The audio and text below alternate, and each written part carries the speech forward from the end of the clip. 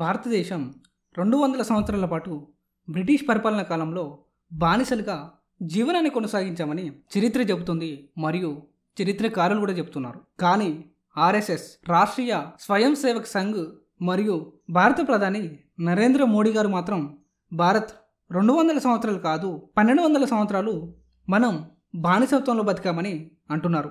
అంటే 200 సంవత్సరాలు బ్రిటిష్ పాలకులు భారత్ను పరిపాలిస్తే మిగిలిన సంవత్సరాల కాలాన్ని ముస్లింలు పరిపాలించారన్నమాట.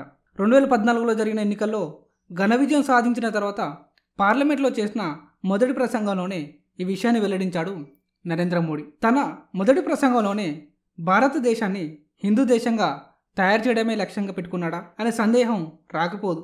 ఎందుకంటే భారత్లో జరుగుతున్న తాజా పరిణామాలే అందుకు నిదర్శనం. 1990 సెప్టెంబర్లో బీజేపీ నాయకుడు ఎల్కే అద్వానీ రామ జన్మభూమి రథయాత్రను ప్రారంభించాడు.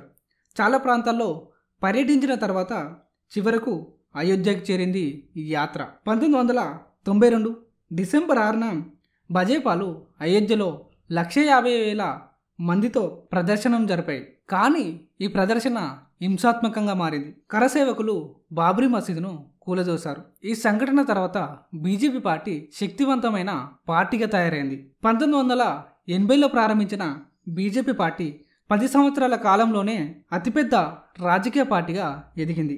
ఆ తర్వాత బీజేపీ పార్టీ హిందూ ఓటు బ్యాంకును పెంచుకుంటూ హిందుత్వానికి అనుకూలంగా కార్యక్రమాలను చేపడుతుంది. హిందూ దేశాన్ని ప్రకటించాలని బీజేపీ నేతలు తమ డిమాండ్లను చేస్తూనే ఉన్నారు.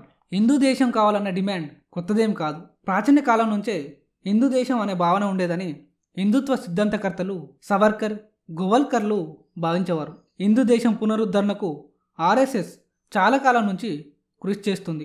ఆర్ఎస్ఎస్ను 1925లో నెలకొల్పారు. హిందూ దేశం ఏర్పాటు చేయాలన్న స్పష్టమైన లక్ష్యం ఆర్ఎస్ఎస్ నుంచి ఎప్పుడూ ఉంటుంది. 1925లోనే ఆర్ఎస్ఎస్ హిందూ దేశంగా మార్చాలనే దిశగా కృషి చేయడం మొదలుపెట్టారు.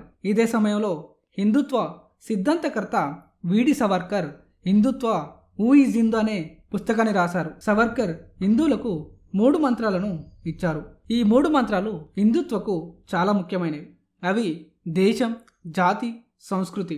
హిందూ దేశం కావాలంటూ శక్తిమంతులైన మత నాయకులు, హిందుత్వ సంస్థలు డిమాండ్ చేయడం ఎప్పటి నుంచో ఉంటున్నదే. కానీ మోదీ పాలనలో హిందూ దేశం కావాలన్న డిమాండ్ మరింత తీవ్రమైంది. ఢిల్లీలోని తల్కతోర స్టేడియంలో ఓ సమావేశంలో పూరి శంకరాచార్య స్వామి, నిత్యానంద సరస్వతి మాట్లాడుతూ ఇండియాను హిందూ దేశంగా మార్చాలని డిమాండ్ చేశారు. ఇండియాని హిందూ దేశంగా ప్రకటిస్తే ప్రపంచంలోని మరో 15 దేశాలు అదే మార్గాన్ని అనుసరిస్తాయని చెప్పారు. ప్రజెంట్ ఇండియా, నేపాల్ దేశాలలో మాత్రమే స్వయంగా హిందూ మెజారిటీ ఉంది. 2019 ఎన్నికల్లో బీజేపీ ఘన విజయం సాధించిన దగ్గర నుంచి హిందూ దేశం నిర్మించాలనే లక్షణాలు మరింత స్పష్టంగా కనిపిస్తున్నాయి. 2019 తర్వాత అన్నీ మరింత విప్లవాత్మకంగా జరుగుతున్నాయి. కొత్త చట్టాలు, రాజ్యాంగ సవరణలు కొంతవరకు హిందూ దేశాన్ని నిర్మించడానికి మలుపు లాంటిదే. భారత రాజ్యాంగం కులం, మతం, జెండర్ ఆధారంగా ఎలాంటి వివక్ష ఉండదని హామీ ఇస్తుంది. అయితే పౌరసత్వ సవరణ చట్టం ప్రకారం కొన్ని పొరుగు దేశాల నుండి ఇండియాకి వలస వచ్చేవారు హిందువులు, సిక్కులు, బౌద్ధులు అయితేనే ఇండియా గవర్నమెంటు పౌరసత్వాన్ని మంజూరు చేస్తుంది. కానీ వారు ముస్లింలు అయితే మాత్రం ఎలాంటి పౌరసత్వాన్ని ఇవ్వరు. ఇది హిందూ దేశం ఏర్పాటు దిశగా వేసిన పెద్ద అడుగు అని అన్నారు డిఎంకే ఎంపీ కనిమొళి. అలాగే ఎల్ఆర్సీ ప్రకారం అస్సాంలో 19 లక్షల మంది ముస్లింలను నాన్ ఇండియన్స్గా ప్రకటించారు. సిసిఏ ప్రకారం వారికి పౌరసత్వం మంజూరు చేసే అవకాశం లేదు. ఎందుకంటే వాళ్లకు మతమే అడ్డంకి. ఒకవేళ వారు పౌరసత్వం కోసం దరఖాస్తు చేయాలనుకుంటే వారికున్న ఒకే ఒక ఆప్షన్ హిందూ లేదా సిక్కు లేదా జైన మతంలోకి మారడమే. బీజేపీ అధికారంలోకి వచ్చినప్పటి నుండి ముస్లిం పేర్లను మార్చే కార్యక్రమం మొదలైంది. చాలా నగరాలు, విధుల పేర్లు మార్చారు.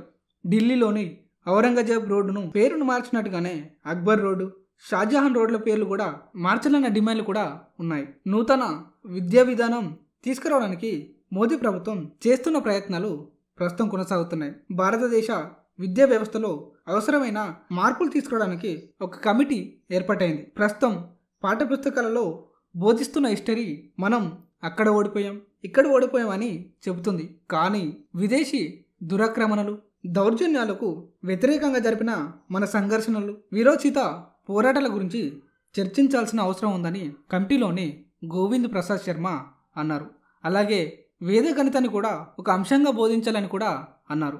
బీజేపీ అధికారంలో ఉన్న కొన్ని రాష్ట్రాల్లో పాఠశాలల పాఠ్యపుస్తకాల్లో చాలా మార్పులు చేసింది. కొన్ని నెలల క్రితం పాఠ్యపుస్తకాల్లో చేసిన మార్పుల కారణంగా నెలకొన్న వివాదం కర్ణాటకలోని బీజేపీ ప్రభుత్వాన్ని కుదిపేసింది. అంతేకాకుండా జాతీయ స్థాయి హిందుత్వ సంస్థ జనజాగృతి సమితి హిందూ దేశం కోసం సమావేశాలు, అవగాహన కార్యక్రమాలను నిర్వహిస్తుంది. హిందూ జనజాగృతి సమితి వంటి సంస్థల పని ఏంటంటే దేశ ప్రజల్లో హిందూ దేశం సందేశాన్ని వ్యాపింపజేయడమే. మహారాష్ట్రలో జరిగిన సమావేశంలో ఆ సంస్థ ఆధ్యాత్మిక విభాగమైన సనాతన్ సంస్థ అధికార ప్రతినిధి అబక్ వర్తక్ ఇండియా హిందూ దేశంగా మార్చేందుకు హిందువులు త్యాగాలు చేయకపోతే వారి అస్తిత్వానికే ముప్పు వస్తుందని అన్నారు. గతంలో ఉత్తరప్రదేశ్లోని చాలా ప్రాంతాల్లో శ్రీరామనవమి సందర్భంగా రాళ్ళు విసిరేవారు. కానీ ఇప్పుడు అదే ప్రాంతంలో పూలు చల్లుతున్నారని చరిత్రకారులు చెబుతున్నారు. అధికారికంగా ఇండియా లౌకిక రాజ్యం, అధికారిక మతం అంటూ ఏదీ లేదు. అన్ని మతాల వారికి సమాన హక్కులు ఇచ్చింది.